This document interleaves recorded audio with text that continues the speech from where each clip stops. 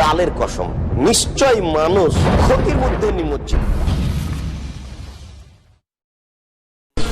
نحمده ونستعينه ونستغفره ونؤمن به ونتوكل عليه ونعوذ بالله من شرور أنفسنا ومن سيئات أعمالنا من يهده الله فلا مضل له ومن يضلل فلا هادي له وأشهد أن لا إله إلا الله وحده لا شريك له وأشهد أن محمدا عبده ورسوله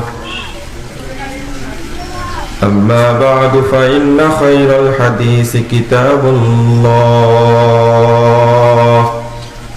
وخير الهدي هدي محمد صلى الله عليه وسلم وشر الأمور محدثاتها وكل محدثة بدعة وكل بدعة ضلالة وكل ضلالة في النار. فقد قال الله تعالى في كلامه المجيد والفرقان الحميد: أعوذ بالله من الشيطان الرجيم.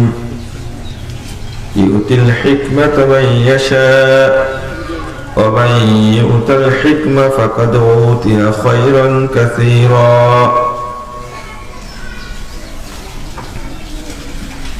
وما يذكر إلا أولو الألباب.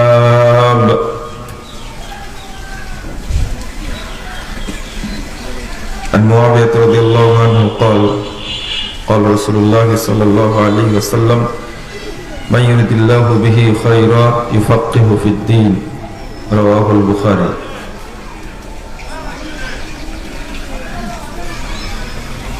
عن انس رضي الله عنه قال: قال رسول الله صلى الله عليه وسلم: طلب العلم فريضة على كل مسلم. رواه ابن ماجه بإسناد صحيح. যাবতীয় হামদ সানা মোহান রব্বুল আলামিনের জন্য দরুদ ও তাসলিম বর্ষিত হোক শেষ নবী আহমদ মুস্তাফা মুহাম্মদ মুস্তাফা সাল্লাল্লাহু আলাইহি ওয়াসাল্লামের প্রতি। সম্মানিত মুসলিমবৃন্দ,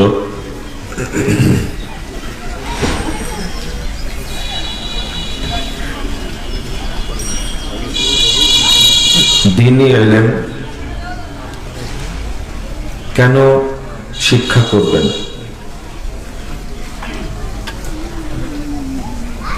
এই বিষয়টা নিয়ে আপনাদের সামনে খুতবা পেশ করবেন ইনশাআল্লাহ। ওমা তাওফীকি ইল্লা বিল্লাহ আলাইহি তাওয়াক্কালতু ওয়া ইলাইহি উনীব।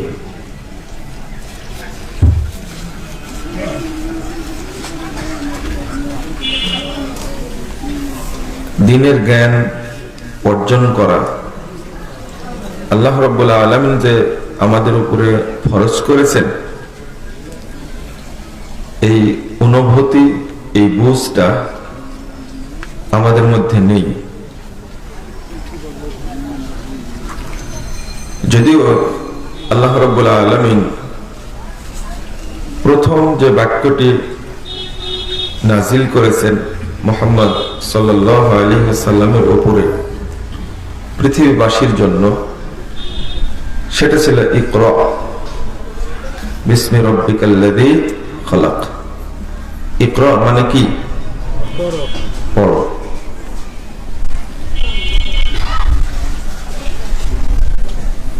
তারপর বলছেন খালাকাল ইনসানা মিন আলাক। ইকরা ওয়া রাব্বুকাল আকরাম আল্লাযী আল্লামা বিল কলম ওয়া আল্লামাল ইনসানা মা লাম ইয়ালাম। এই পাঁচটি আয়াত প্রথম নাজিল হয়েছে। তার মধ্যে প্রথম কথাটা ছিল ইকরা বিসমি রাব্বিকাল্লাযী খালাক। পড়ুন আপনার প্রভুর নামে যিনি সৃষ্টি করেছেন।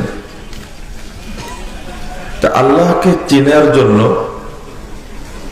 আল্লাহ পড়তে বললেন এবং ওহী নাজিলের সূচনাতেই প্রথম যে আয়াত নাজিল হলো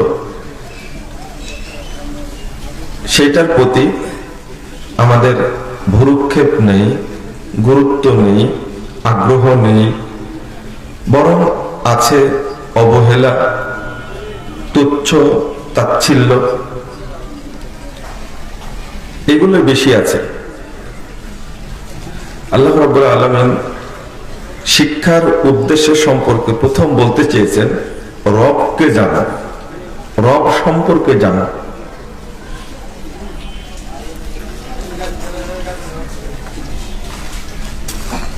সূরা মুহাম্মদ 19 নম্বর আয়াতে বলছেন ফাআলাম আন্নাহু লা ইলাহা ইল্লাল্লাহ। আপনি আগে জেনে নিন আন্নাহু লা ইলাহা ইল্লাল্লাহ, অর্থাৎ আল্লাহ ছাড়া প্রকৃত মাবুদ নেই, এইটা আগে জেনে নিন। ফাআলাম আন্নাহু লা ইলাহা ইল্লাল্লাহ, আগে জেনে নিন আল্লাহ ছাড়া প্রকৃত কোনো মাবুদ নেই। জানার ক্ষেত্রে প্রথমে আল্লাহ সম্পর্কে জানতে হবে।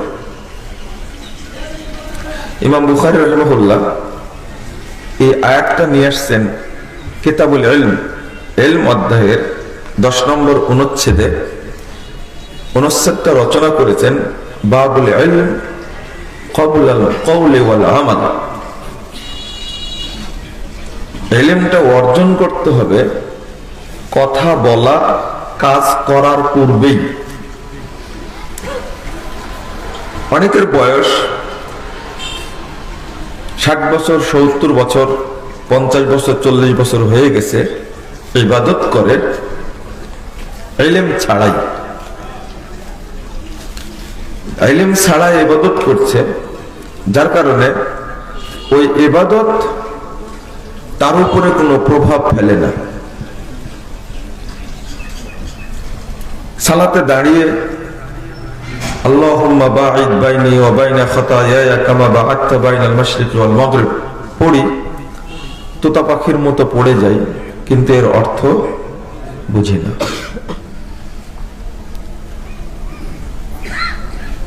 তাশাহুদে পড়ি বা দুই সিজদার মাঝে পড়ি আল্লাহুম্মা গফিরলি ওয়ারহামনি ওয়াহদিনি ওয়াজবুরনি ওয়াআফিনি ওয়ারযুকনি। কয়টা কথা? আল্লাহুম্মা গফিরলি ওয়ারহামনি ওয়াহদিনি ওয়াজবুরনি ওয়াআফিনি ওয়ারযুকনি। একই সঙ্গে 6টি বিষয় আল্লাহর কাছে চাচ্ছি, কিন্তু কি চাচ্ছে আমরা জানি না। আল্লাহুম্মা গফিরলি, হে আল্লাহ আপনি আমাকে ক্ষমা করুন। ওয়ারহামনি, আপনি আমার উপর রহম করুন। ওয়াফিনি, আমার অবস্থা সংশোধন করুন। ওয়াজবুরনি, আমার যত ক্ষতি হয়েছে ক্ষতিগুলো পূরণ করে দিন। ওয়াহদিনি, আমাকে হেদায়েত দান করুন। ওয়ারযুকনি, আমাকে রুজি দান করুন। বাকি থাকলে কোনটা চাইতে? আর সবই তো হয়ে গেল। অর্থাৎ প্রতিদিন প্রত্যেক রাকাতে 2 বার করে পড়ছি, 1 বার করে পড়ছি 2 সিজদার মাঝে, তাহলে 4 রাকাতে আমি কয়বার পড়ছি? এটা 4 বার পড়ছি, অথচ অর্থ জানি না। না জানার কারণে এই বাক্যগুলো যে আল্লাহকে বলবো আগ্রহ তৈরি হয় না। বয়স 40, 60, 50 হয়ে গেছে, এর স্বাদটা এখনো গ্রহণ করতে পারিনি। মানে ওই শিক্ষাটা আমরা নিতে পারিনি, এটা আমাদের জন্য বড় দুর্ভাগ্য। আল্লাহুম্মা বাঈদ বাইনি ওয়া বাইনা খাতায়া, হে আল্লাহ বাঈদ, আপনি দূরে করে দিন।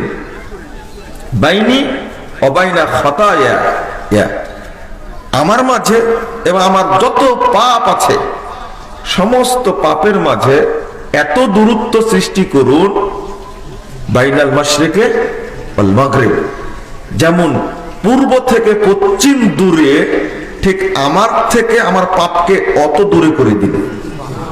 এর প্রথম বাক্যটাই, কিন্তু অর্থটা আমরা জানি না। কি বলছি আর কি পড়ছি, অন্তত ফরজিয়াত যেগুলো আমাদের উপরে ফরজ, ওয়াজিবাত যেগুলো আমাদের উপরে ওয়াজিব, যেগুলো পালন করাটা জরুরি, সেইগুলো সম্পর্কে জানাটা আমাদের উপরে কি ফরজ। আমরা যেটা মনে করি যে ইকরা বিসমি রাব্বিকাল্লাযী খালাক, এটা নাজিল হয়েছে এই মক্তবের পোলাপানকে পড়ানোর জন্য। আমাদের বিশ্বাস হয়ে গেছে এমনটা। আমরা মনে করি যারা এই যে দারুত তাওহীদ সালাফিয়া মাদ্রাসা নরসিংদী, এখানে যারা দরিদ্র, অসহায়, দুস্থ, এতিম, গৃহহীন, বাস্তুভিটাহীন যারা পড়তে এসেছে, তাদের জন্য নাজিল হয়েছে ইকরা বিসমি রাব্বিকাল্লাযী খালাক। এরাই মানুষ, আর বাকিগুলো মানুষের বাহিরে। খলাকাল ইনসানা মিন আলাক, মানে তারা মনে করে এরাই মানুষ। ইনসান, ইনসান মানে কি? ইনসান মানে কি? মানুষ। যারা কলেজে পড়ে, স্কুলে পড়ে, বিশ্ববিদ্যালয়ে পড়ে, তারা মানুষের বাহিরে, তাই না? না, তারা মানুষ। তারাও যদি মানুষ হয়, তো ইকরা বিসমি রাব্বিকাল্লাযী খালাক এটা শুধু কেমনে টুপিওয়ালাদের জন্য হয়ে গেল এটা? তবে আলহামদুলিল্লাহ, এই টুপিওয়ালা, আলেম, দাড়িওয়ালা, ইমাম, খতিব, তারা যে মানুষ, আলহামদুলিল্লাহ, এটা শুকরিয়া আদায় করি। যদি কোন ব্যক্তি এটা যদি না বুঝে, তাহলে মানুষ থেকেও বিচ্ছিন্ন হয়ে গেল। আর মানুষকে আল্লাহ সবচেয়ে সম্মানিত করেছেন এবং মর্যাদা দান করেছেন, এবং ফেরেশতাদের চেয়েও মর্যাদা বেশি। তাহলে তারা মানুষের অন্তর্ভুক্ত না। ফালাম আন্নাহু লা ইলাহা ইল্লাল্লাহ, জেনে নিন যে আল্লাহ ছাড়া প্রকৃত কোনো মাবুদ নেই। এই আয়াতটা শুধু মক্তবের জন্য, যারা মাদ্রাসায় পড়ে তাদের জন্য, তাই না? সবার জন্য। সবার জন্য যদি হয়, তাহলে এই আয়াতের উপরে আমল করলাম না কেন? এক নম্বর, ইকরা বিসমি রাব্বিকাল্লাযী খালাক, এই আয়াতটা অধিকার আছে না? আপনার উপরে এই আয়াতটার দাবি আছে। এই আয়াতটাই যদি আপনাকে বলে কিয়ামতের মাঠে, তুমি আমার হক আদায় করনি, উত্তরটা কি দিবেন? এই মসজিদটা, এটা উদাহরণ দিয়ে বুঝে, এই মসজিদটার হক আছে না? হক কি? আপনি এই মসজিদে এসে কি করবেন? সালাত আদায় করবেন। এই মসজিদে কাল কিয়ামতের মাঠে আপনার বিরুদ্ধে সাক্ষী দেবে, ও আমার হক আদায় করেনি। আল্লাহ তোমার শ্রেষ্ঠ জায়গা ছিল মসজিদ, সবচেয়ে পবিত্র, কিন্তু এই জায়গাতে সে আসেনি, আপনার বিরুদ্ধে সাক্ষী হিসাবে দাঁড়িয়ে যাবে কিয়ামতের মাঠে। শুধু একটা কথা যদি বলে আমার হকটা সে আদায় করেনি, আপনার জবাব কি? কোরআনের আয়াত অটো আপনার বিরুদ্ধে। সহিহ মুসলিম 556 নম্বর হাদিস, প্রথম খণ্ডের 118 পৃষ্ঠা এসেছে, আল কোরআন হুজ্জাতুল লাক আও আলাইক, কোরআন তোমার পক্ষে সাক্ষী দিবে অথবা তোমার বিপক্ষে সাক্ষী দিবে। তো এই আয়াতটা যদি জিজ্ঞেস করে যে তুমি আমার হক আদায় করেছো, উত্তর কি দিবেন? উত্তর নাই। ফালাম আন্নাহু লা ইলাহা ইল্লাল্লাহ, এই আয়াতটি যদি আল্লাহকে অভিযোগ করে যে এই আয়াতের হকটা আদায় করেনি, মানে আল্লাহ বললেন যে তাওহীদ সম্পর্কে জানো, তুমি জানলে না তাওহীদ সম্পর্কে, কিছু জানাই নেই, উত্তর কি হবে? তাহলে এই আয়াতের হকটা আমরা আদায় কেউ করছি না। করছে কিছু মানুষ, কিন্তু তাদেরকে আমরা তুচ্ছ তাচ্ছিল্য করি। 224 নম্বর হাদিস, ইবনে মাজার মধ্যে এসেছে, রাসূলুল্লাহ সাল্লাল্লাহু আলাইহি ওয়াসাল্লাম বলছেন, তলাবুল ইলমি ফারিদা আলা কুল্লি মুসলিম, প্রত্যেক মুসলিম নর নারীর উপরে ইলম তলব করা, ইলম শিক্ষা করা হলো ফরজ। আলেম হওয়া প্রত্যেকের উপরে ফরজ না। কি? ইলম শিক্ষা করা ফরজ। আলেম হওয়ার জন্য বলেননি সবাইকে। 71 নম্বর হাদিস সহিহ বুখারীর মধ্যে এসেছে, মাইয়ুরিদিল্লাহু বিহি খায়রা ইউফাক্কিহু ফিদ্দীন, যার আল্লাহ কল্যাণ চান আল্লাহ তাকে প্রভূত জ্ঞান দান করেন, অর্থাৎ ইফাক্কিহু ফিদ্দীন, দ্বীনের জ্ঞান দান করেন তাকে। তো এই হাদিস থেকে বোঝা যাচ্ছে যে দ্বীনের আলেম ফকিহ এইটা আলাদা বিষয়, আর প্রত্যেকের উপরে ইলম শিক্ষা করা এটা আলাদা বিষয়, ফরজ। মানে ইবাদত গুলো করতে যে ইলম দরকার, এই ইলমটা অর্জন করা নর নারী উভয়ের উপরে কি ফরজ। আমি কি বুঝাতে পারলাম? যেমন তাওহীদের জ্ঞান অর্জন করা সবার জন্য কি ফরজ। 1। 2 নম্বর, সালাত একটা শ্রেষ্ঠ ইবাদত। সালাতটা যেন যথাযথভাবে সুন্দরভাবে আদায় করতে পারেন, সালাতের বিধিবিধান হুকুমগুলো জানা কি ফরজ।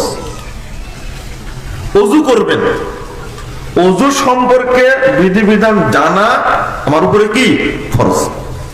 আচ্ছা, ওযু শুধু টুপি আলাদের জন্য না, শুধু রিকশাওয়ালাদের জন্য? বিধানেরও ভাগ আছে। যাকাত ফরজ, তবে রিকশাওয়ালার উপরে না। হজ ফরজ, কিন্তু ভ্যান চালকের উপরে না, যার সামর্থ্য আছে তার উপরে ফরজ। এবার মনে হয় বুঝেছেন।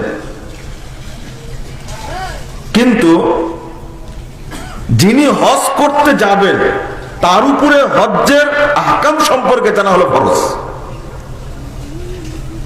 কিন্তু যে যেমন ঈমান, আকীদা, ঈমান সম্পর্কে জানা যেমন একজন সর্বোচ্চ ধনী লোকের উপরে ফরজ, তেমনি রিকশাওয়ালার উপরে ফরজ। এটা আকীদার বিষয়। কিসের বিষয়? আকীদার বিষয়। তো আমি তো জানি না আমানতু বিল্লাহি ওয়া মালাইকাতিহি ওয়া কুতুবিহি ওয়া রুসুলিহি ওয়াল ইয়াউমিল আখির ওয়াল কদরি খায়রিহি ওয়া শাররিহি মিনাল্লাহি তাআলা, এই যে কথাটা বললাম, এই 6টি বিষয়ের প্রতি ঈমান আনা, এটা কি ভাগ করা আছে? রিকশাওয়ালার উপরে না, এটা ভ্যান চালকের উপরে না, এটা ব্যবসায়ীরা আলেমরা ঈমান আনবে। ঈমান আনাটা সবার উপরে কি ফরজ। তো এই জ্ঞানটা অর্জন করা কি সবার উপরে ফরজ। ঈমান সম্পর্কে জানি না, তাওহীদ সম্পর্কে জানি না, তাহলে হকটা আদায় করলাম না। এই জন্য তলাবুল ইলমি ফারিদা আলা কুল্লি মুসলিম, যে ইবাদতগুলো করাটা আপনার উপরে জরুরি, সেইগুলো সম্পর্কে জ্ঞান অর্জন করা আমার উপরে, আপনার উপরে কি ফরজ। এটা আমি বুঝাতে চাচ্ছি। যেটা ফরজ, প্রথমে আল্লাহ সম্পর্কে জানা। আমরা আল্লাহ সম্পর্কে জানি না। আমরা তো জানি না, যারা আলেম তারাও জানে না। 90 বছর বুখারী পড়ানোর পরেও বলে আল্লাহ সব জায়গায় থাকে। 50-60 বছর মুসলিম পড়ানোর পরেও বলে যে আল্লাহ নিরাকার। ওই সাইডটা বাদই দিলাম। এই জন্য আল্লাহ সম্পর্কে যারা জানে তাদের সংখ্যা একেবারেই কম। 2 নম্বর,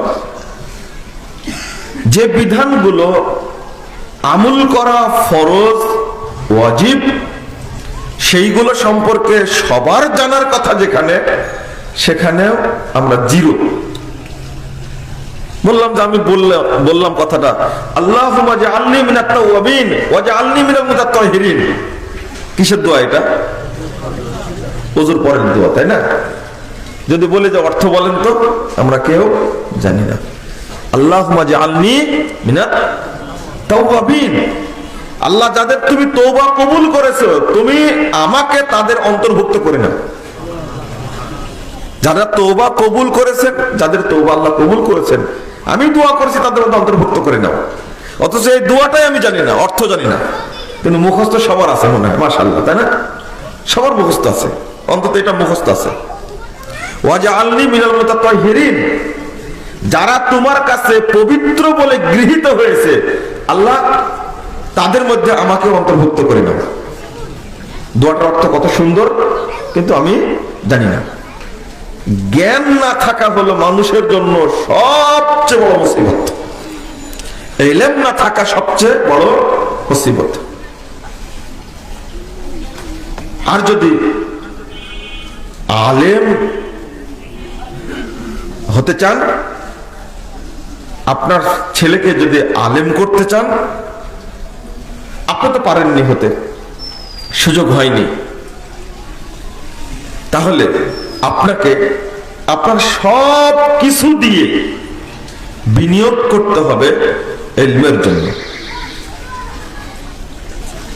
প্রত্যেক সন্তানকে যদি আপনি আলেম করতে চান, যেটা আগে ছিল, আলহামদুলিল্লাহ তারা চেয়েছেন আমার সবচেয়ে ভালো সন্তানটা সবচেয়ে বড় আলেম হবে, কিন্তু আমরা এই জিনিসটা চাই না। 11 নম্বর আয়াত সূরা মুজাদালা আল্লাহ বলছেন, ইয়ারফাইল্লাহুল্লাযীনা আমানু মিনকুম ওয়াল্লাযীনা উতুল ইলমা দারাজাত। আল্লাহ যারা ঈমান এনেছে তাদের এবং যাদেরকে ইলম দেওয়া হয়েছে তাদের মর্যাদা অনেক গুণে বৃদ্ধি করে দিয়েছে। যারা ইলম শিক্ষা করছে, যারা আলেম হওয়ার চেষ্টা করে, যারা আলেম, ইলম কিন্তু দেওয়া হয়, ডিগ্রি প্রচেষ্টা করে অর্জন করা যায়, টাকা দিয়ে ঘুষ দিয়ে অর্জন করা যায়। অনেকে বোর্ড স্ট্যান্ড করে, খুব পরিশ্রম করে পড়ে না সম্ভব। অনেকে ফার্স্ট ক্লাস ফার্স্ট, সব ফার্স্ট ক্লাস ফার্স্ট, সে এসএসসি তে বোর্ড স্ট্যান্ড করেছে, এইচএসসি তে বোর্ড স্ট্যান্ড করেছে, অনার্সে গিয়ে ফ্যাকাল্টি ফার্স্ট হয়েছে, ইউনিভার্সিটি ফার্স্ট হয়েছে, মাস্টার্সে গিয়ে ইউনিভার্সিটি ফার্স্ট হয়েছে, তার প্রচেষ্টার গুণে ডিগ্রি অর্জন করেছে। কিন্তু এরকম বহু ফার্স্ট ক্লাস ফার্স্ট, তার মধ্যে ইলম নেই। কারণ হলো ইলম প্রচেষ্টা করে অর্জন করা যায় না, প্রচেষ্টা হলো মাধ্যম মাত্র, কিন্তু দেন ইলম কে? আল্লাহ। এই জন্য উতুল ইলম, ইলম দেওয়া হয়। ইমাম শাফি রাহিমাহুল্লাহ বলছেন, আল ইলমু নূরুন ইলাই, নূর, ইলমটা হলো নূর, জ্যোতি আল্লাহর পক্ষ থেকে, যাকে আল্লাহ দেন তিনি অর্জন করেন। সব জায়গায় দেওয়া হয় বলা হয়েছে, যাকে ফেল মাজহুল বলে, এটা চেয়ে নিতে হয়। যেমন আমি বলছি, আল্লাহুম্মা ইন্নী আসআলুকা ইলমান নাফিআ, আল্লাহ আপনার কাছে আমি উপকারী ইলম চাচ্ছি। তাহলে ইলমটা চেয়ে নিতে হয়, আলেম হওয়ার জন্য ইলমটা চাইতে হয়।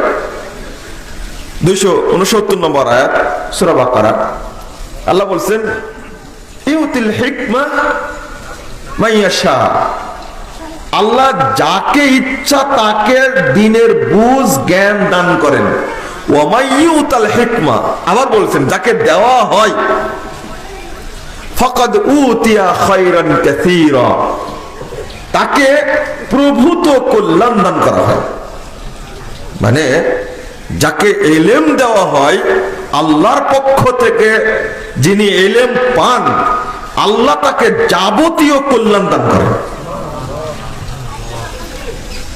খুব কম মানুষ আছে যে দরিদ্র বড় আলেম হয়েছে। যেমন ইমাম আহমদ বিন হাম্বল রাহিমাহুল্লাহ খুব বড় পরিবারের সন্তান, কিন্তু মুহাদ্দিস হিসাবে মানে এলেম অর্জন করতে গিয়ে সবই শেষ করে দিয়েছেন, জীবন কাটিয়েছেন খুব কষ্টে। কিন্তু যত সম্পদ বাপের পক্ষ থেকে পেয়েছিলেন, সম্পদ ব্যয় করার কারণে, ইলমের জন্য সব বিলিয়ে দেওয়ার কারণে ইমাম আহমদ বিন হাম্বল রাহিমাহুল্লাহ 10 লক্ষ হাদিসের হাফেজ হয়ে গেছে। 10 লক্ষ হাদিসের হাফেজ। তো আল্লাহ রাব্বুল আলামিন দান করেন ফাকাদ উতিয়া খায়রান কাসীরা। এই যে 10 লক্ষ হাদিসের হাফেজ হয়ে গেছেন, এটা কি কল্যাণ না? আল্লাহর পক্ষ থেকে বড় রহমত না? খায়রান কাসীরা। এই কল্যাণটা আমরা উপলব্ধি করি না। আমরা মনে করি বড় বড় ফ্যাক্টরির মালিক হব, বড় বড় ইন্ডাস্ট্রির মালিক হব, এটাই হলো কল্যাণ। আমার আন্তর্জাতিক বিশ্বে ব্যবসা থাকবে না। কত ব্যবসায়ী মারা গেছে, 2-1 বছর নাম নিয়েছে, আর নাম নেই না। কিন্তু ইমাম আহমদ বিন হাম্বল রাহিমাহুল্লাহ তিনি পৃথিবী থেকে চলে গেছেন, কিন্তু মানুষের মধ্যে জীবিত এখনো আছে। এটাই তো খায়রান কাসীরা। আমি যতবার নাম বলছি ততবার কি রহিমাহুল্লাহ বলছি না? পৃথিবীতে যত বাদশাহ মারা গেছে শুধু নাম বলা হয়, কিন্তু রহমতুল্লাহ আলাই বলা হয় না। পৃথিবীতে যত ব্যবসায়ী মারা গেছে নাম নেওয়া হয়, কিন্তু রহমতুল্লাহ আলাই বলা হয় না। কিন্তু এত বড় বড় ইমাম আলেম মারা গেছেন, সারা পৃথিবীর মুসলিমরা তাদের শ্রদ্ধা করে, নাম নেওয়ার সময় বলে কি অন্ত রহমতুল্লাহ আলাই বলে, রাহিমাহুল্লাহ বলে, আল্লাহ তার উপর রহম করুক। এটা শ্রদ্ধার সাথে নাম নেয়। এটাই তো হলো ফাকাদ উতিয়া খায়রান কাসীরা। এরপর আল্লাহ বলেছেন ওয়ামা ইয়াযাক্কারু ইল্লা উলুল আলবাব। জ্ঞানীরা ছাড়া এটা কেউ বুঝে না, কেবল আলেমরাই বুঝে। যাকে এলেম দেওয়া হয়েছে, দিয়েছে আল্লাহ, সেই বুঝে। এলেমটা পাওয়ার পরে সে কত কৃতজ্ঞ যে আল্লাহ এই সম্পর্কে আমাকে এলেম দান করেছেন। আলেমরাই কৃতজ্ঞ। সূরা ফাতির 28 নম্বর আয়াতে আল্লাহ বলেছেন এই জন্য ইন্নামা ইয়াখশাল্লাহা মিন ইবাদিহিল উলামা। আল্লাহকে যারা প্রকৃত ভালোবাসে তারা আলেমরাই ভালোবাসে। আল্লাহকে যারা ভয় করে তারা আলেমরাই। ইন্নামা, কেবল আলেমরাই আল্লাহকে সবচেয়ে বেশি ভয় করে। মানে এলেম আল্লাহ তাদেরকে দেন, আর সেই জন্যই আল্লাহকে তারা বেশি ভয় করে। আলেমরা, আমার উস্তাদ বদিউজ্জামান, আল্লাহ তাকে জান্নাতুল ফেরদাউস দান করুক, তিনি বলতেন যে আল্লাহর দাবি হলো আমি যে কি গুণের আল্লাহ তা আলেমরাই জানে। আল্লাহর যে সিফাত, আল্লাহর যে মর্যাদা, এটা কেবল আলেমরাই জানে। আমি কিন্তু পেট পূজারি, বেদাতি, ব্যবসায়ী আলেমের কথা বলছি না। কথা বুঝেছেন? সবার মধ্যে ভালো মন্দ আছে। তো যারা প্রকৃত আলেম তারাই কেবল আল্লাহকে চিনে। তাদের মর্যাদা তো অনেক বেশি। যখন আপনি একটা বাচ্চাকে মাদ্রাসায় দিচ্ছেন, তখন আপনার মাথায় একটু চিন্তা হওয়া উচিত।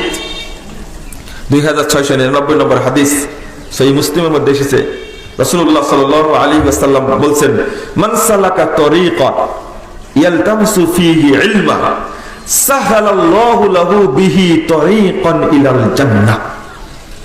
যে ব্যক্তি ইলম অন্বেষণের জন্য বের হলো, আল্লাহ রাব্বুল আলামিন তার জন্য জান্নাতের পথকে সোজা করে দিলেন, সহজ করে দিলেন।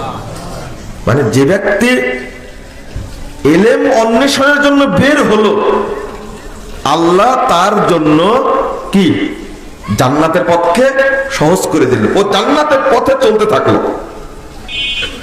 তারপরে বলছেন মাসতামা কওমুন ফি বাইতিন মিন বুয়ুতিল্লাহ ইল্লা ইয়াতলুনা কিতাবাল্লাহ ওয়া ইয়াতাদারাসুনা বাইনাহুম ইল্লা গাশিয়াত ইল্লা নাযালাত আলাইহিমুস সাকিনাহ ওয়া গাশিয়াতুহুমুর রাহমা ওয়া হাফফাতুহুমুল মালায়েকা। আল্লাহু আকবার। রাসূল সাল্লাল্লাহু আলাইহি ওয়াসাল্লাম বলছেন, যখন ইলম তালাশ করার জন্য এক জায়গায় একত্রিত হয়ে আল্লাহর কিতাব পাঠ করে এবং বুঝার জন্য চেষ্টা করে, দার্স গ্রহণ করে, পর্যালোচনা করে, ইল্লা নাযালাত আলাইহিমুস সাকিনাহ, আল্লাহর পক্ষ থেকে স্পেশাল রহমত নাজিল হয় তাদের উপর। ওয়া গাশিয়াতুহুমুর রাহমা, আল্লাহর রহমত তাদেরকে ঘিরে রাখে। ওয়া হাফফাতুহুমুল মালায়েকা, পৃথিবীর সমস্ত ফেরেশতা তাদেরকে বেষ্টন করে রাখে।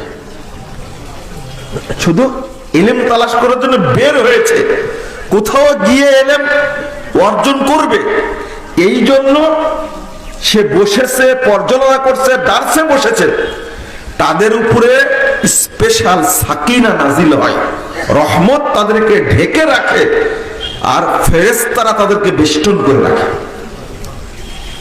রাসূল সাল্লাল্লাহু আলাইহি ওয়াসাল্লাম বলছেন, তার সাথে আরেকটা হাদিস এসেছে 2682 নম্বর হাদিস, তিরমিজির মধ্যে এসেছে।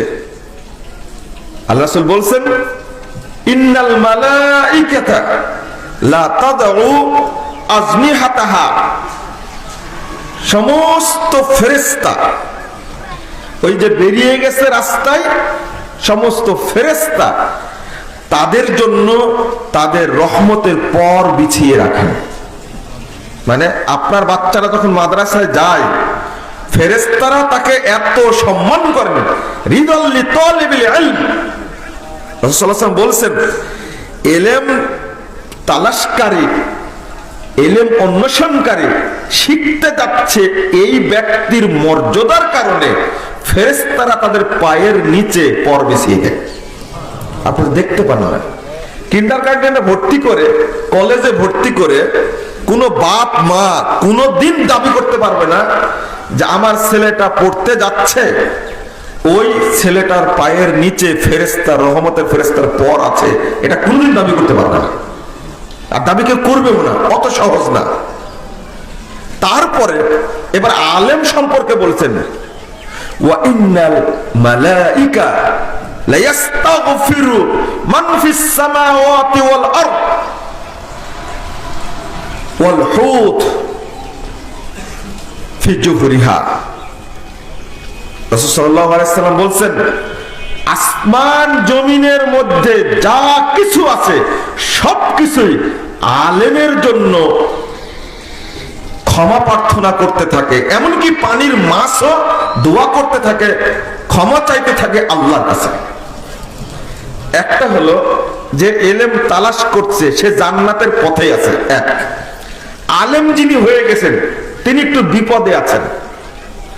আলেম যিনি হয়ে গেছেন কি, তিনি একটু বিপদে আছেন, তার জন্য পানির মাছ, গর্তের পিঁপড়া পর্যন্ত দোয়া করতে থাকে। কিসের দোয়া? ইস্তেগফার করে। এরপরে যিনি মুআল্লিম, শুধু আলেম না কিন্তু শিক্ষা দেন, মানুষকে কি কল্যাণের শিক্ষা দান করেন, দার্স দেন, তার ফজিলত কি? ইন্নাল্লাহা ওয়া মালাইকাতাহু, আল্লাহ এবং ফেরেশতা মণ্ডলী, ওমান ফিস সামাওয়াতি ওয়াল আরদ, এবং আসমান সমূহে, জমিন সমূহে যা কিছু আছে, হাত্তান নামলা, এমনকি পিঁপড়া পর্যন্ত, ইউসাল্লুন লিমুআল্লিমিন নাস আল খায়র,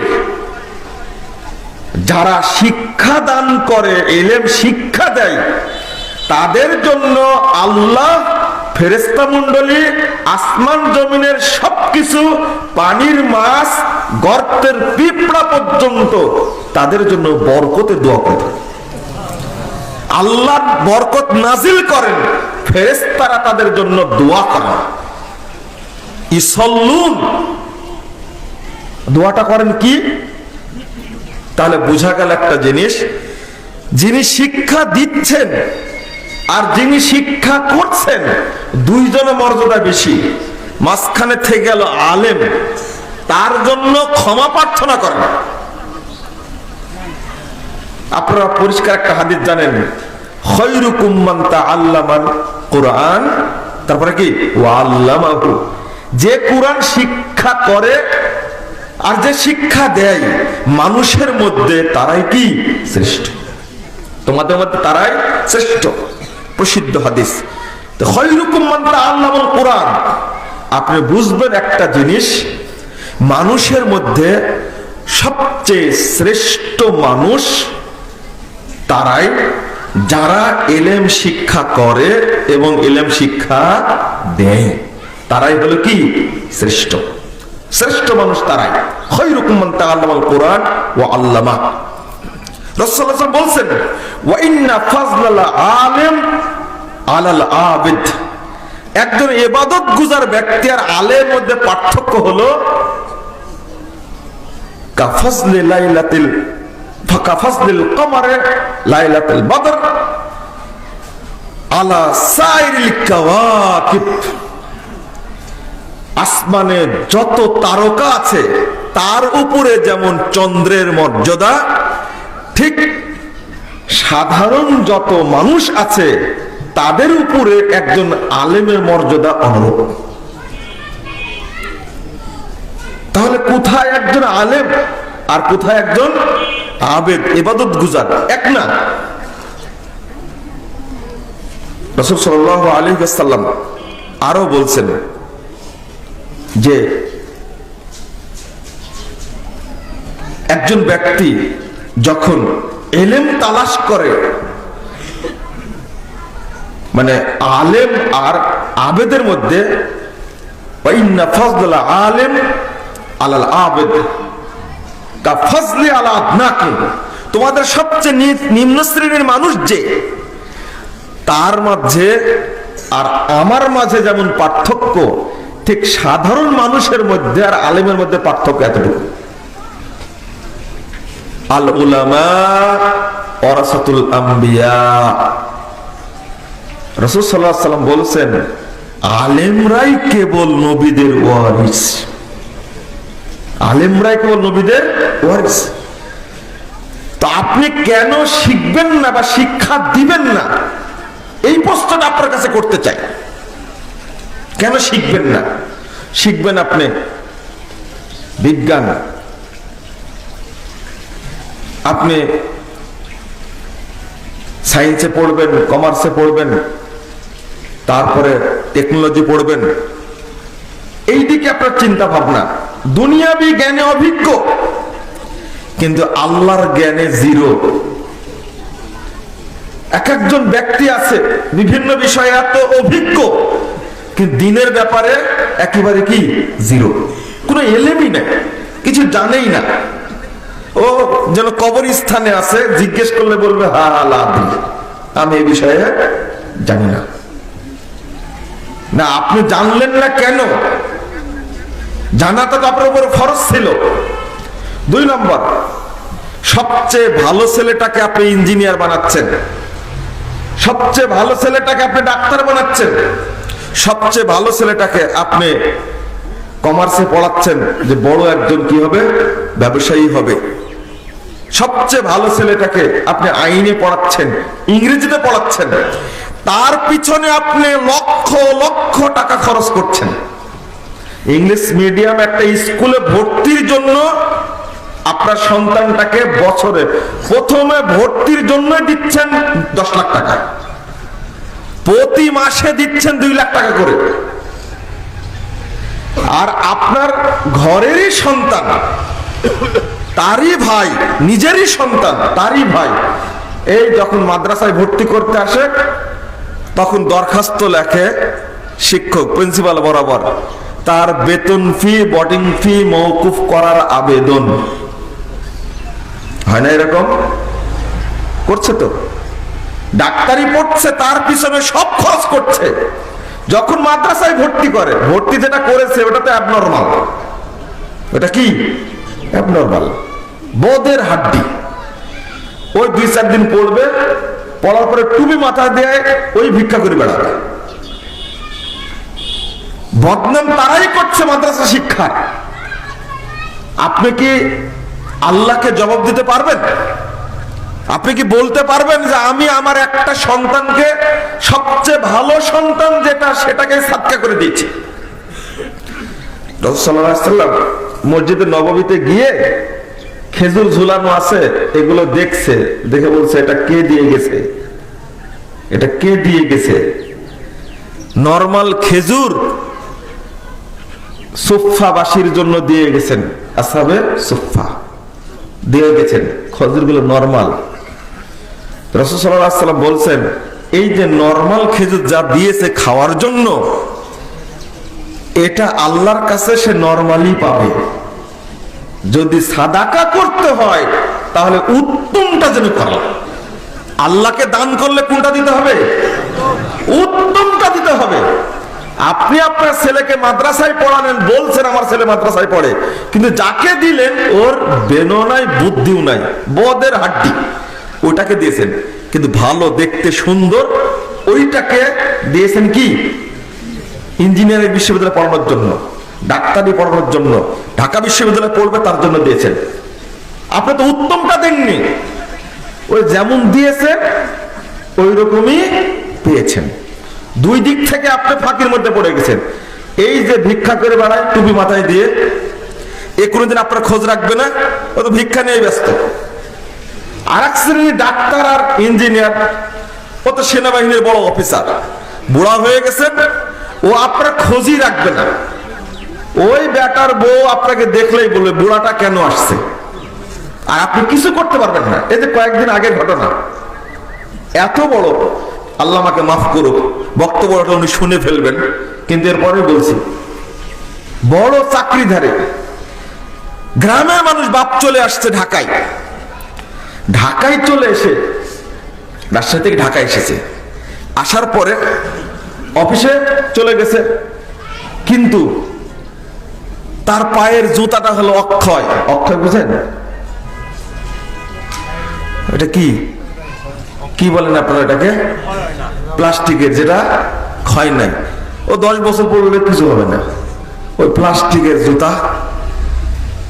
আর এই শীতের মধ্যে যে পোশাকটা গায়ে দেওয়ার দরকার ছিল, একটা চাদর পরে, চাদরটা ময়লা, মাথার চুলগুলো এলোমেলো, অফিসের সামনে এসে হাজির।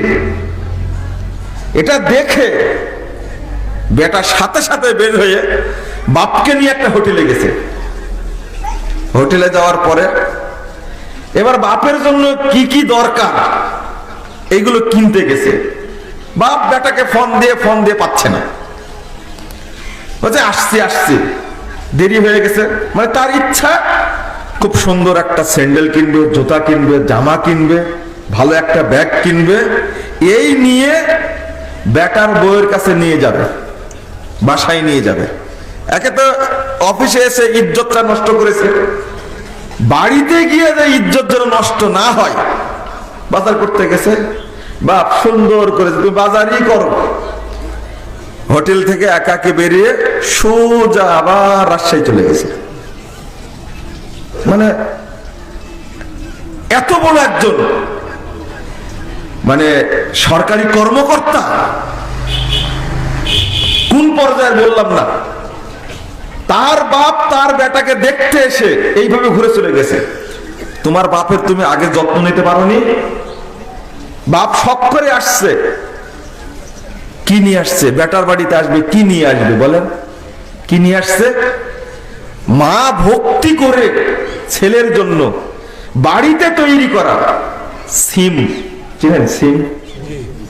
সিম কি সবজি? এই সবজি ব্যাগে করে নিয়ে আসছে।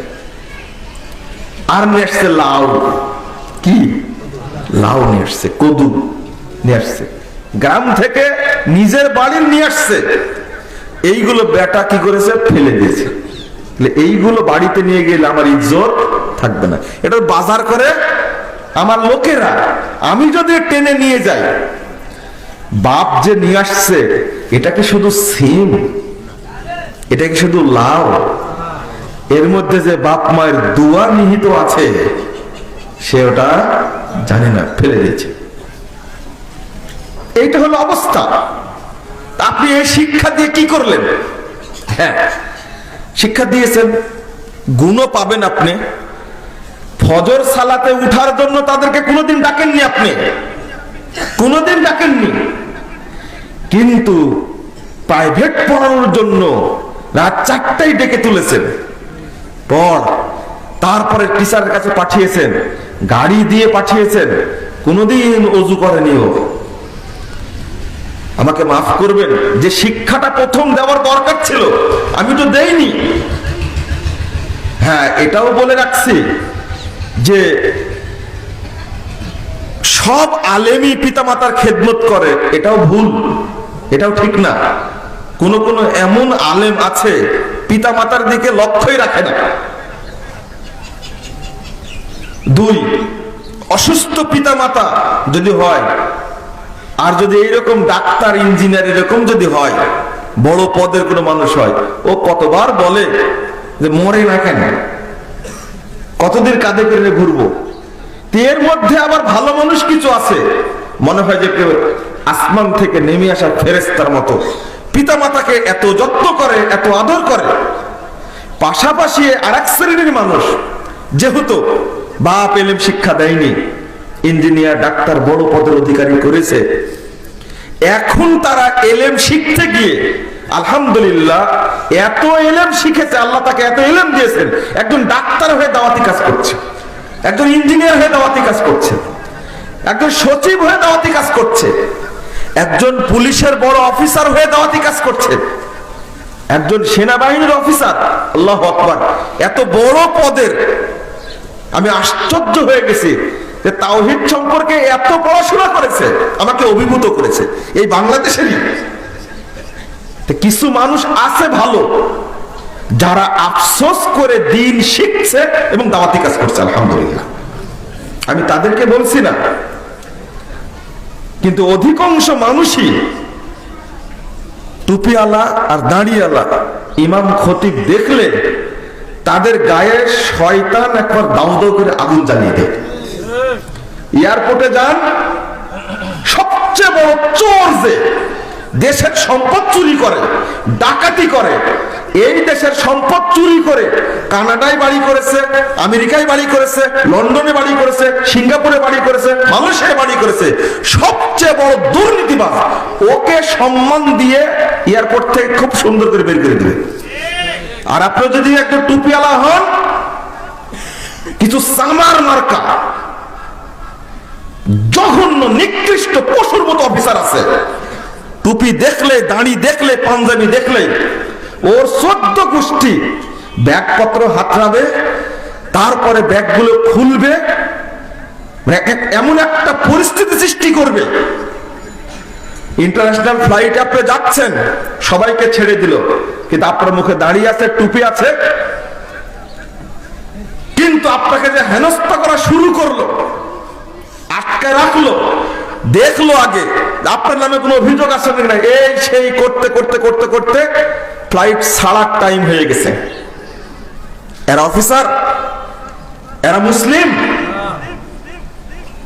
এদেরকে কি বলবো? এরা গরু ছাগল পশুর চেয়েও খারাপ। ব্যাকআপ টুপি দেখলে, দাড়ি দেখলে তোমার গায়ে আগুন ধরে কেন? মনে রেখো, তুমি বাংলাদেশের স্বাধীনতার পিছনে আলেমদেরই রক্ত আছে বেশি। তুমি তখন কোথায় ছিলে? তুমি টানাপাড়া করো, এত খারাপের খারাপ, এত জঘন্য। গত কয়েকদিন আগে আমি নিজে এয়ারপোর্টে, কোন অফিসার গেছে জানি না, কি খেয়ে অফিসার হয়েছে, ও সব ব্যাগ থেকে সবকিছু বের করেছে। আমি বলছি আমার ব্যাগে কিছু নাই, যদি মেশিনে ধরা পড়ে দেখো। পেল না। পরে বললাম যে সবগুলোকে তুমি ছেড়ে দিলে, আমাকে আটকে দিলে, আরো কয়েকজন চিনে আমাকে, ওরা বলছে স্যার এনাকে ছেড়ে দেন, ইনি আমাদের নিয়মিত যাত্রী, যাতায়াত করে, আমরা চিনি তাকে। আমার সব কিছু খুঁটে নাটে দেখছে। পরে দুঃখ করে বললাম, আমার মাথায় টুপি আছে, এটাই আমার অপরাধ, আমার গায়ে পাঞ্জাবি আছে, এটাই আমার অপরাধ। দুনিয়াতে তোমার প্রতিশোধ নিতে পারবো না, তবে কাল কিয়ামতের মাঠে তোমার বিরুদ্ধে প্রতিশোধ নিব আমি ইনশাআল্লাহ। তো ব্যাগ থেকে সবগুলো খুঁটে খুঁটে বের করেছে, কিচ্ছু পাওনি। পরে বের করে দিচ্ছে। এরপরে এয়ারপোর্ট থেকে আসি, প্রায় দিনই দেখা হয়। ওই যে কথাটা বলে আসছিলাম, হয়তো প্রভাব বিস্তার করেছে ভিতরে। আমাকে আর কোনোদিন চেকও করে না। একজন মহিলা আমাকে বলছে কানে কানে, বলছে স্যার সেদিন যে একটা কাজ হয়ে গেছে আমরা লজ্জিত, তবে উনিও লজ্জিত। আমি বলেছি আমার মাথায় টুপি, মুখে দাড়ি, গায়ে পাঞ্জাবি, এটাই হলো সবচেয়ে বড় অপরাধ। কত চোর চুট্টা বাংলাদেশের অর্থ সম্পদ চুরি করছে, মানুষ হত্যা করছে, সন্ত্রাসী করছে, টনকে টন ইয়াবা উৎপাদন করে ছেলে মেয়ে ছাত্র ছাত্রীর মেধা নষ্ট করছে। এই সমস্ত চোর চুট্টা বাটপারদের বিরুদ্ধে তোমরা অভিযান চালাতে পারো না। তোমরা চালাও আলেম ওলামাদের প্রতি এই ঘৃণা কেন? তুমি কি মায়ের সন্তান না? আমি বিশ্বাস করি তোমার মাও ভালো, তোমার বাপও ভালো, তুমি হয়েছো বদের হাড্ডি। আগে এলেম শিক্ষা করো। তোমার বিয়ে পড়ানোর সময় আলেম লাগছিল, তুমি জানো না? তুমি এইরকম কেন, এইরকম চরিত্র হয়েছে কেন? বন্ধুরা আমার, ওইদিকে না গিয়ে আমি আপনাদের বলি যে সবাই এরকম খারাপ ওটা বলছি না, অধিকাংশই খারাপ সেটাই বলছি। কারণ দিন শিক্ষা না থাকার কারণে অবস্থাটা এরকম হয়েছে। আমি বলেছি আপনি সাদাকা করুন আল্লাহকে শ্রেষ্ঠ সন্তানটা, তাহলে আপনার সন্তানের মাধ্যমে আলোকিত হবে দেশ, সারা পৃথিবী আলোকিত হবে। দেখুন সাহাবীদের মধ্যে সম্ভ্রান্ত পরিবারের সন্তানকে আলেম হয়নি? নাম শুনেছেন? সবচেয়ে হাদিস বেশি মুখস্থ ছিল কার? আবু হুরায়রা রাদিয়াল্লাহু আনহু, দরিদ্র মানুষ। কিন্তু সবচেয়ে হাদিস বেশি বর্ণনা করেছেন কে? আব্দুল্লাহ ইবনে আমর।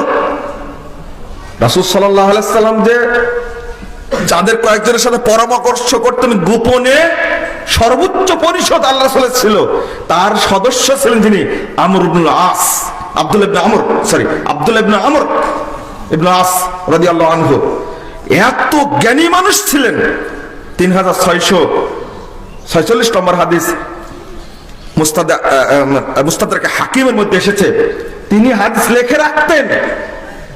এত বড় পরিবারের সন্তান হাদিস মুখস্থ করেছেন, হাদিস লিখে রেখেছেন, সবচেয়ে শিক্ষিত মানুষ। আবু হুরায়রা রাদিয়াল্লাহু আনহু বলছেন, যদি আমি লিখতে জানতাম তবে আব্দুল্লাহ ইবনে আমর রাদিয়াল্লাহু আনহুর চেয়ে আমি বেশি হাদিস বর্ণনাকারী হতাম, কিন্তু আমি লিখতে জানতাম না। তাহলে বোঝা যাচ্ছে সবচেয়ে বেশি হাদিস বর্ণনা করেছেন কে? আব্দুল্লাহ ইবনে আমর রাদিয়াল্লাহু আনহু। জুয়ামা তাকে বলা হয়, সর্বোচ্চ পরিষদের একজন, এত ধনী মানুষ। তিনি ইসলাম গ্রহণ করে ইলম অন্বেষণ করেছেন।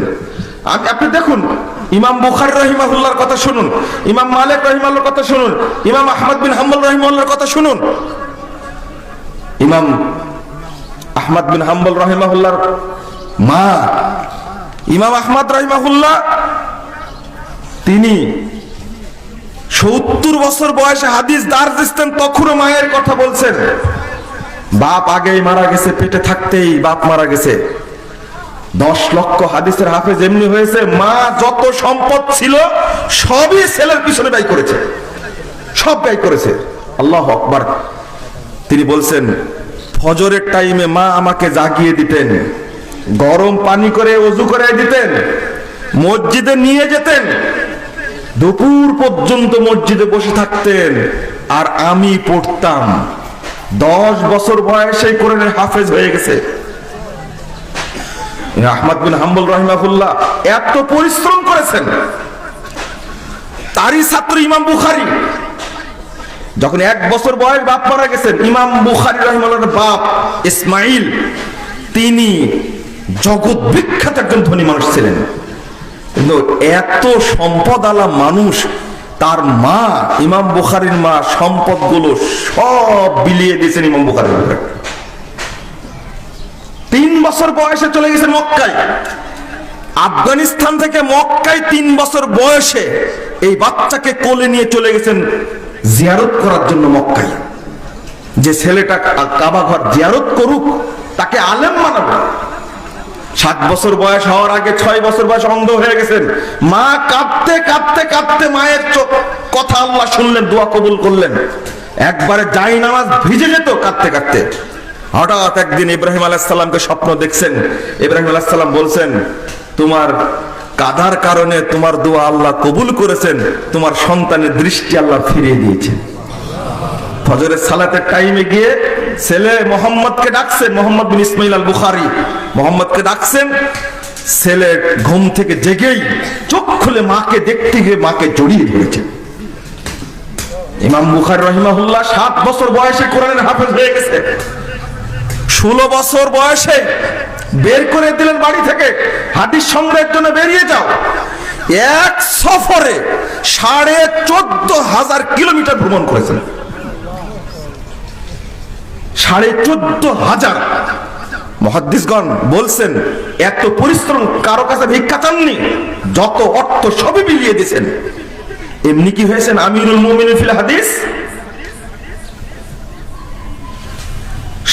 প্রত্যেকটা স্থান হিসাব করে দেখেছেন।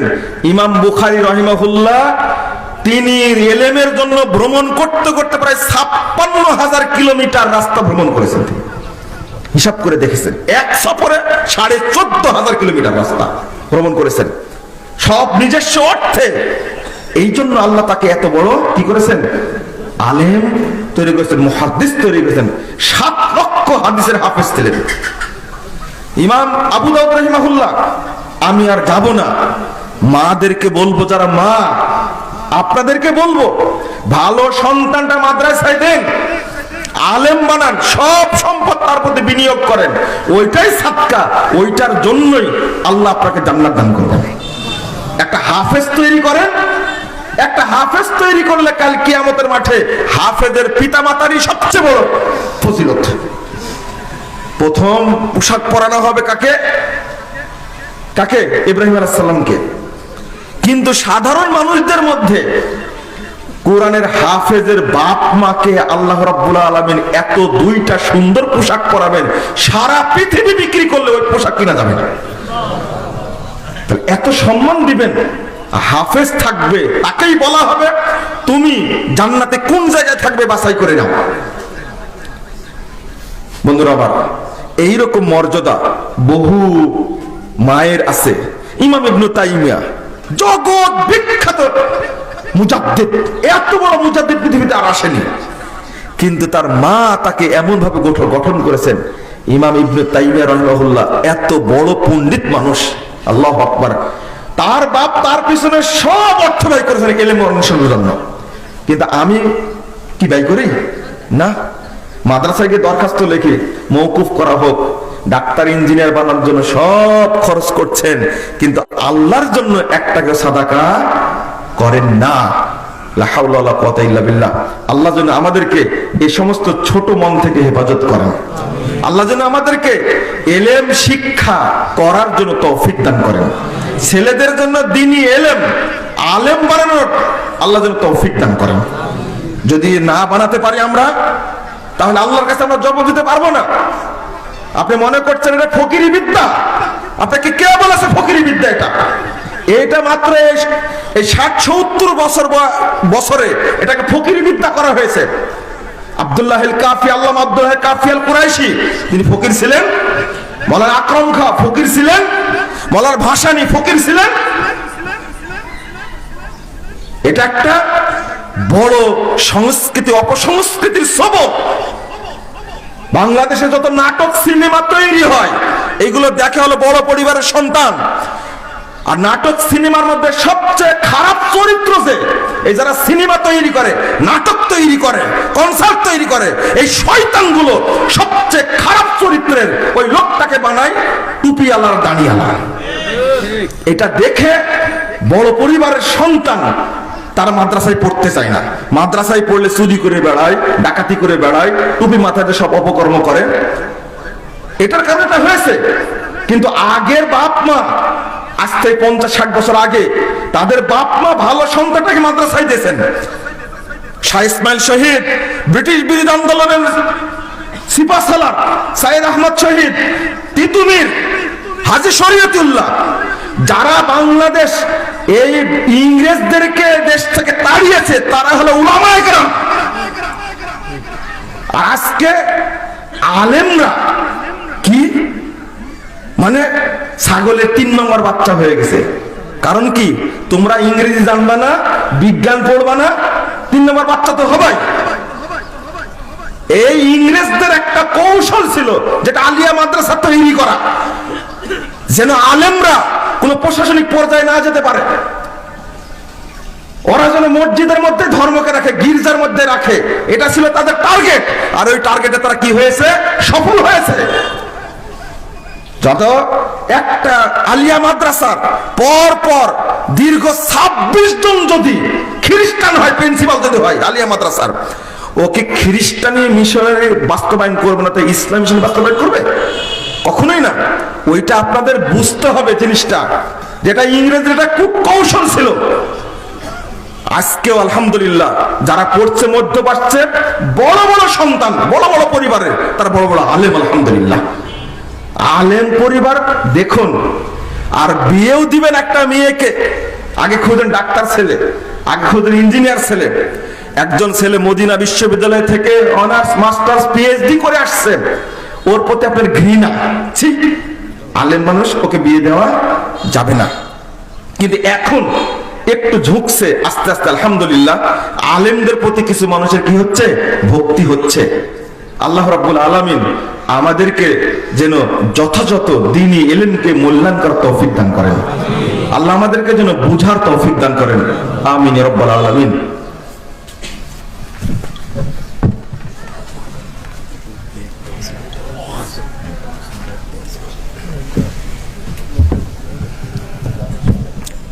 আলহামদুলিল্লাহ ওয়াহদা ওয়াসসালাতু ওয়াসসালামু আলা মান লা নাবিয়্যা বা'দা। আল্লাহুম্মা সাল্লি আলা মুহাম্মাদ ওয়া আলা আলি মুহাম্মাদ কামা সাল্লাইতা আলা ইব্রাহিম ওয়া আলা আলি ইব্রাহিম ইন্নাকা হামিদুম মাজিদ।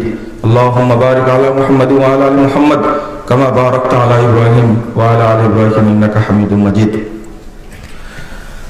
সম্মানিত মুসল্লিবৃন্দ, দারুত তাওহীদ সালাফিয়া মাদ্রাসা নরসিংদীর উদ্যোগে আজকে সম্মেলন, তার আলোকেই আজকে খুতবার আগ থেকে প্রোগ্রামটা শুরু হয়েছে।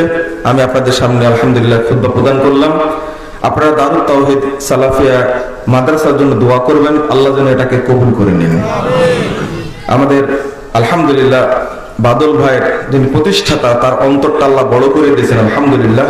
তিনি আমাকে সুসংবাদ শুনিয়েছেন, এই রাস্তার পূর্ব পাশে যে জায়গাটা আছে, মনে হয় প্রায় 18 বিঘা, তার ইচ্ছা আছে ভবিষ্যতে এই জায়গাটা একটা ইউনিভার্সিটির জন্য দিয়ে দেওয়ার চিন্তা ভাবনা আছে। আলহামদুলিল্লাহ এটা একটা বড় সুসংবাদ আপনাদের জন্য, আল্লাহ যেন এটা কবুল করেন। আপনারা সবাই যার যতটুকু সাধ্য ততটুকু এই প্রতিষ্ঠানের জন্য সহযোগিতা করবেন, যেটা আগেও বলেছি, আবারও আপনাদের বলছি, আল্লাহর ওয়াস্তে সহযোগিতা করবেন। আমি তত্ত্বাবধান করে থাকি, আপনাদের এলাকায় আমি আসি, যখন ডাকে তখনই আসি। আমিও চাচ্ছি মানসিকভাবে এখানে একটা দ্বীনি ইলমের মার্কাজ হিসাবে যেন আল্লাহ এটাকে কবুল করে নেন। এখান থেকে যেন বড় বড় আলেম বের হয়। সব প্রতিষ্ঠানগুলো ব্যবসায়ী প্রতিষ্ঠান, বাচ্চা কাচ্চাদের ব্যবসায়ী প্রতিষ্ঠান না, মাদ্রাসার নামে ব্যবসায়ী প্রতিষ্ঠান খুলে বসে আছে না? আগে ওয়াদা করা নিছে বাদল ভাইকে, আপনি বলেন আগে যে এই মাদ্রাসা থেকে আপনি ব্যবসা করবেন কিনা। যদি ব্যবসা করেন, ভর্তির সময় লাগে কয় লাখ টাকা? 1 লাখ টাকা, প্রতি মাসে 50,000 টাকা বেতন, এটা কি ব্যবসা না? ওখান থেকে কোনো আলেম তৈরি হয় না, এই ক্লাস 5 পর্যন্ত শেষ, কিন্তু ব্যবসাটা আগে করে নাই। এই মাদ্রাসা ব্যবসায়ী না, এই মাদ্রাসা দ্বীনি আলেম তৈরি করার মার্কাজ। এটা আল্লাহ যেন কবুল করে, আমিন। আপনারা জুমার দিন দোয়া করবেন, আর যার যতটুকু সহযোগিতা করার সাধ্য আছে এই প্রতিষ্ঠানের জন্য আল্লাহর রাস্তায় সহযোগিতা করবেন। এটা আবেদন জানানো আপনাদের।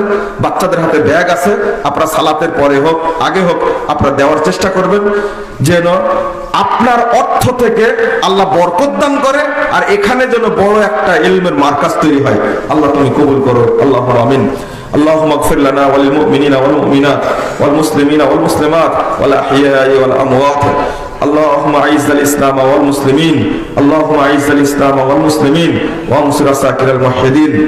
اللهم انصر من نصر دين محمد صلى الله عليه وسلم وجعل منهم، واخذل من خذل دين محمد صلى الله عليه وسلم ولا تجعل منهم. اللهم عن الكفرة والفجرة والمبتدع واليهود والنصارى والمشركين. اللهم عن الكفرة والفجرة والمبتدع واليهود والنصارى والمشركين. اللهم شكك شملهم ومسك جمعهم وخرب بنيانهم ودمر ديارهم وانزل بهم بأسك الذي لا ترده للقوم المجرمين.